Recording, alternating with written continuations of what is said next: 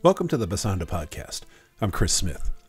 This is a space for riffing upon history and upon speculative fiction, for world building, for comedy and dialogue and badinage, for bad jokes, historical ironies, and the imagination of a kindler, gentler, richer, and more creative universe.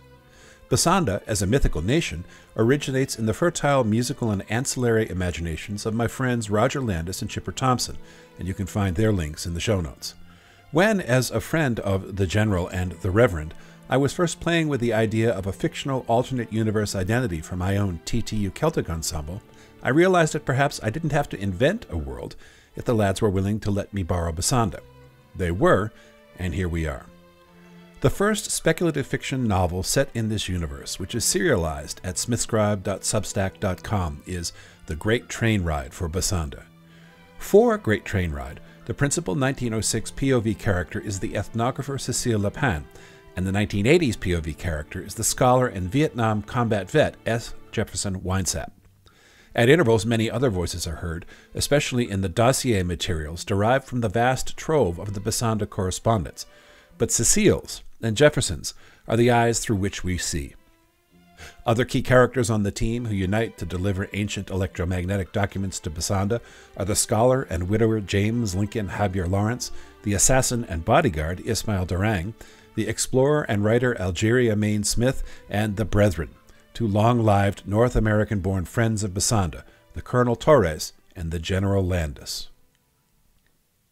Chapter 6, Council of War, is a bit of an info dump when the senior members of the team, that is the Colonel, the General, and Algeria, brief the newer members, Cecile and Professor Javier Lawrence, on what Bassanda is, what its people seek, and which imperial nations threaten its existence.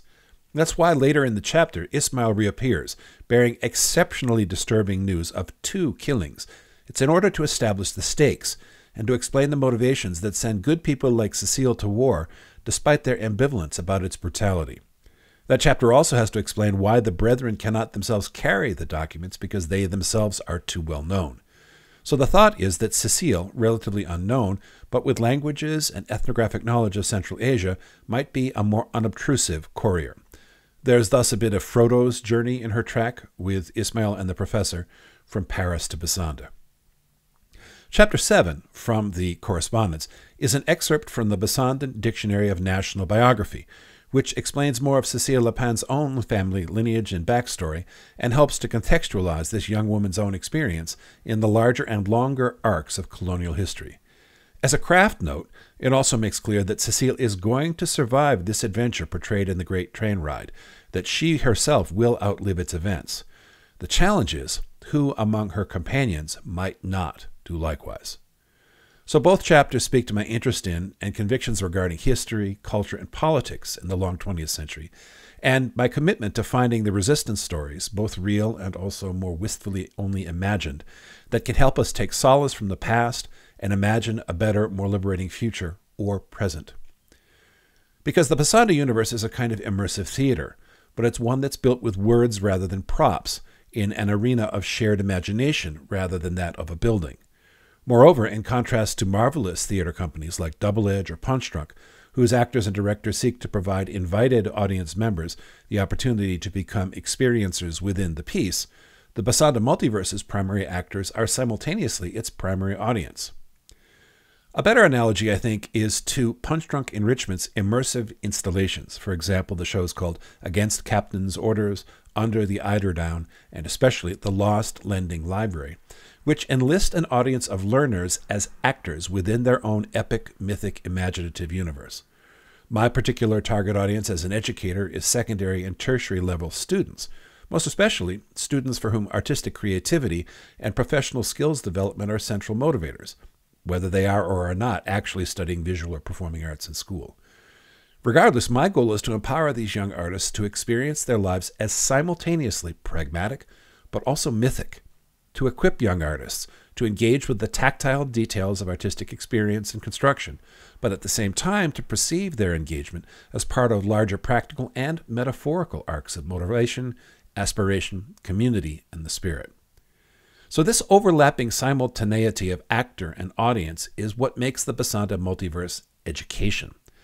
Because the skill set of a functional artist includes, in part, the capacity to see larger patterns, to see those patterns' resonance and universality in human experience, and then, very importantly, to concretize artistic expressions which make these larger patterns visible to and experiential for wider shared audiences. So Bassanda Multiverse units, or the members of my own Elegant Savages Orchestra, which is the cosplay version of the Texas Tech University Celtic Ensemble, they're not acting or pretending. They are inhabiting personae, which reflect who they aspire to be. Internal consistency between fictional characters, institutions, and historical events, for example, within the Bassanda Multiverse, it matters. But so does simultaneously external consistency with the outer world of history, culture, and global experience. We're endeavoring to provide environments, physical, cognitive, communal, participatory, temporal environments, which permit young artists to experience their lives and work as, in fact, both epic and mythic, and thus potentially profoundly impactful, and then to empower these young artists to build out and fully inhabit their individualized personal and artistic myths, and therefore in turn employ them in service of their communities and the wider world. So the Bassanda universe is not escapism. In a sense, it's rather engageism. It's a profoundly committed and inhabited application of the individual and communal artist's personal myth to the challenges of samsara and the complex phenomenal world. Christopher Small, the great music educator, argued that musicians, in the act of performance, bring into existence, for the duration of that performance, the ideal society in which they wish to live. And that is what we do in the Bassanda Multiverse as well. This is the Bassanda Podcast, a place for riffing upon history, for world building, for comedy and dialogue and badinage, for bad jokes, historical ironies, and the imagination of a kinder, gentler, richer, and more creative universe. Each week we recall chapters in the correspondence, and we talk with guests from the multiverse and beyond about world building and imagination.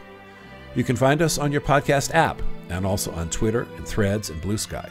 Search hashtag Bassanda Podcast, or send email to bassandapodcast@gmail.com, or find me at Chris Smith Muso. I'd love to hear from you, and I'll talk to you again soon.